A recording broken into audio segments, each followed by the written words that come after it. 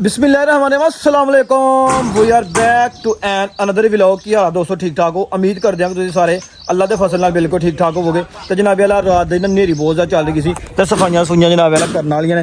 फिलहाल जनाब मुंडे ने जनाब चलाया सी सुपर वाइट माल दौड़े है जनाब कट्टे ने तो हूँ कट्टने जनाब किया बंद क्योंकि लाइट ने बहुत ज़्यादा तंग कर रही है। 2 मिनट आ रही है, 2 मिनट जा रही है, 2 मिनट आ रही है, 2 मिनट जा रही है। कितने बारी लाइट दौड़ गया है?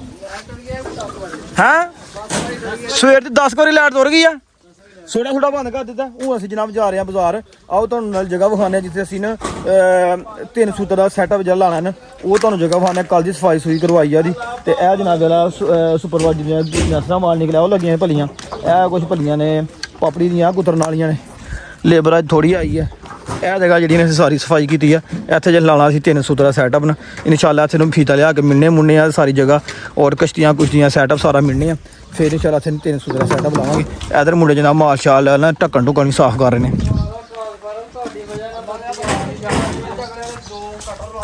तुसीं इंज करो, तुसीं फिर जो ना उत्ते माल जो ना पहाड़ो गिरी जां माल उत्ते पहाड़ के ना पहाड़ छड़ो माल उत्ते जाके।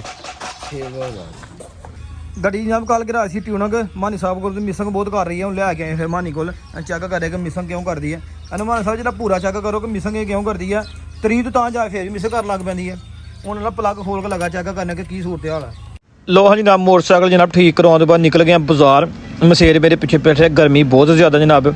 पुजिया जनाब मेरा फ्रूट मंडी और सब्जी मंडी इतों जनाब असीं लैनी सी सब्जी रेट अजकल बड़े हाई होए ने। इधर जनाब मेरा अपना एक फैन मिल गया वो जनाब कह रहा कि मैंने दोबारा वीडियो लिया आओ। वीडियो जनाब लैन दा उस बाद जनाब हरी मिर्च टमाटर मिर्च मसाला प्याज गंढे और चीज़ां लगियां ने।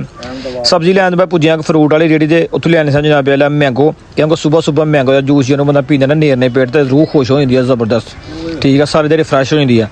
उस बाद पुजिया जनाब घरा स्टोर वाली दुकान से इतों असीं लैनियां सन परातां चमचे प्लेटां गिलास कप और कोई जरूरत दी चीज़ां चूज़ां लैनियां सन।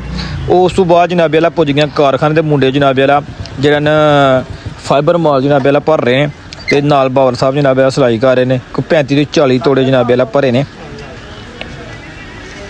तोड़े जनाब भरन तो बाद जनाब वाला माना चढ़ के धांक दे उत्ते धांक जनाब वाला ला रहे हैं बड़े जबरदस्त किस्म की। ए सामने जनाब पापड़ी पई है और दूजी साइड पर जनाब वाला सुपर वाइट माल पिया। उस बाद जनाब एक आगा रक्षा जनाब लाने हैं। फिर जनाब कटर चलाना गड्डी कार ही लोड करने वास्ते गड्डी भी लोड करांगे और मशीन भी चलानी है। इधर जनाब बोतल रह गई है बहुत ज़्यादा थोड़ी वो पल्ली साइड सारा ढेर लग गया। यह जगह भी लानी है मशीनरी फिट करनी है। आ जाओ दोस्तों आ जाओ। लो हाँ जनाब गड्डी आ गई है जनाब सियालकोट तो। अद्धी गड्डी सियालकोट लोड हो के आई है कि अद्धी असीं अपना माल पा के ना तो फिर गड्डी असीं पूरी करनी है। अच्छा तो जनाब गड्डी छड़ी लोड करके जनाब भेज दी है। उस तो बाद जनाब ग्रीन माल छत के जनाब सुकाई वास्ते पाया हुआ है। इन्हें जनाब खरे चुक रहे हैं। शाम का टाइम हो गया जनाब कट्टर शट्टर भी 2 जनाने चलाए दा और मसेर साहब जनाब वाला मोटरसाइकिल जनाब जा से फिर कितने वज ना जान। इधर जनाब मुंडे गए सन माल लैन अपना बाहरों ना रक्षा अपना जनाब लिया के आ गए माल 10 दिनां लोड की बड़े अच्छे तरीके जनाब।